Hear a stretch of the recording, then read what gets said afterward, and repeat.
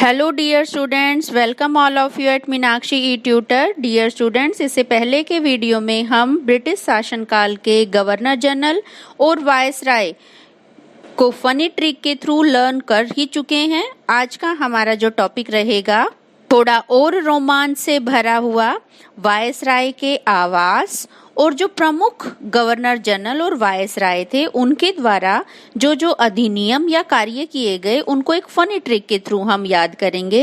ये question dear students इसीलिए important है क्योंकि हम पहले ही बता चुके हैं अंग्रेजों का शासनकाल मुगल के बाद सबसे लंबे समय तक रहा और कंपटीशन लेवल में इसमें से सबसे ज्यादा क्वेश्चन पूछे जाते हैं।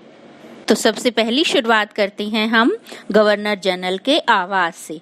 आप इमेज में जैसा कि देख रहे हैं 19वीं सदी के दौरान गवर्नमेंट हाउस को गवर्नर जनरल का सरकारी आवास कहा जाता था। इससे पहले वो बेलवेडर हाउस में रहा करते थे और 1858 में बंगाल में उन्होंने गवर्नमेंट हाउस को अपना राष्ट्रीय आवास बनाया। एट प्रेजेंट जो बेलवेडर हाउस है वहां पे भारतीय राष्ट्रीय पुस्तकालय है। आप सभी जानते हैं 1912 से पहले भारत की राजधानी कलकत्ता थी। 1912 में कलकत्ता से दिल्ली राजधानी को स्थानांतरित किया गया और उस समय ये एक मोस्ट इम्पॉर्टेंट क्वेश्चन है, यहाँ कई बार एग्जाम में पूछ लिया जाता है कि दिल्ली भारत की राजधानी कब बनी। अब जब दिल्ली भारत की राजधानी बनी तो यहाँ भी वायसराय हाउस का निर्माण किया गया और वायसराय जो हाउस था उसके जो डिजाइनर थे उनका नाम था सर एडविन लुटियंस। तो उनकी देखरेख में 1912 में शुरू हुई ये इमारत 1931 में जाके पूरी हो सकी और उस टाइम पे जो इसकी लागत लगी थी 3.5 करोड़ पाउंड।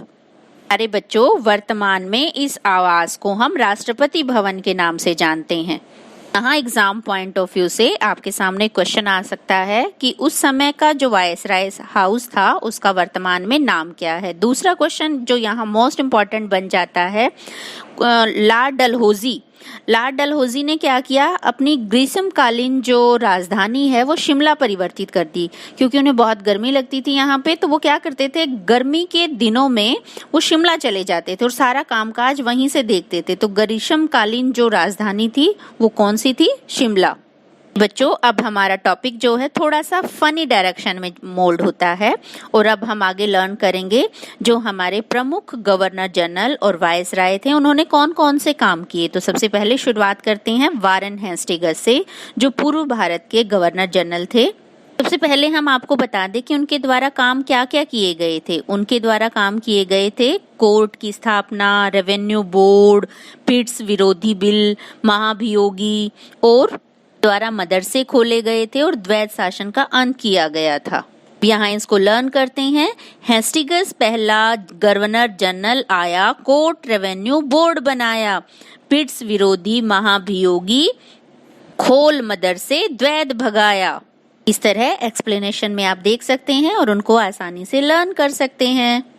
रॉबर्ट क्लाइव, तो रॉबर्ट क्लाइव को लर्न करने की फनी ट्रिक क्या है, क्ले ने चलाया भ्रष्टाचार का प्ले। तो इस ट्रिक की एक्सप्लेनेशन से आप आसानी से समझ सकते हैं जो रॉबर्ट क्लाइव के द्वारा काम किए गए।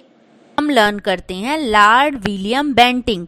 लॉर्ड विलियम बेंटिंग, इनके नाम से ही स्पष्ट पता लग रहा है बेंटिंग। तो इन्होंने बेटियों के लिए बहुत प्रयास किए। बेटियों के लिए क्या क्या प्रयास किए, सबसे पहले तो कन्यावध होता था भारत में, कन्यावध पे इन्होंने रोक लगाई। उसके बाद बेटियों के लिए सती प्रथा पर इन्होंने बैन लगा दिया था, सती प्रथा को बिल्कुल समाप्त कर दिया था।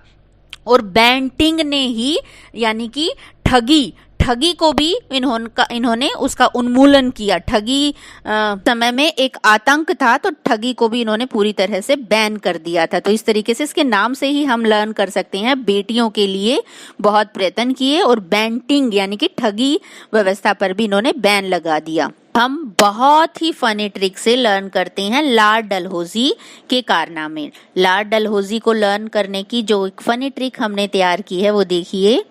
डलहौजी के डॉक्टर ने डाक को रेल से डिस्पैच कर शिमला भेजा। तो यहाँ आप इसकी एक्सप्लेनेशन के थ्रू इसको समझ सकते हैं कि उनके द्वारा क्या क्या कार्य किए गए। मुझे उम्मीद है प्यारे बच्चों कि आप इस फनी ट्रिक से इनके द्वारा जो कार्य किए गए हैं उनको लर्न कर चुके होंगे, क्योंकि ये एग्जाम के पॉइंट ऑफ व्यू से मोस्ट इम्पॉर्टेंट क्वेश्चन है। तो आप इनको लर्न करके अपने कंपटीशन लेवल की तैयारी बहुत अच्छे से कर सकते हैं। तो आज हम अपने वीडियो को यहीं समाप्त करते हैं। अगले अपडेट के लिए हमारे चैनल को सब्सक्राइब करें। Thank you.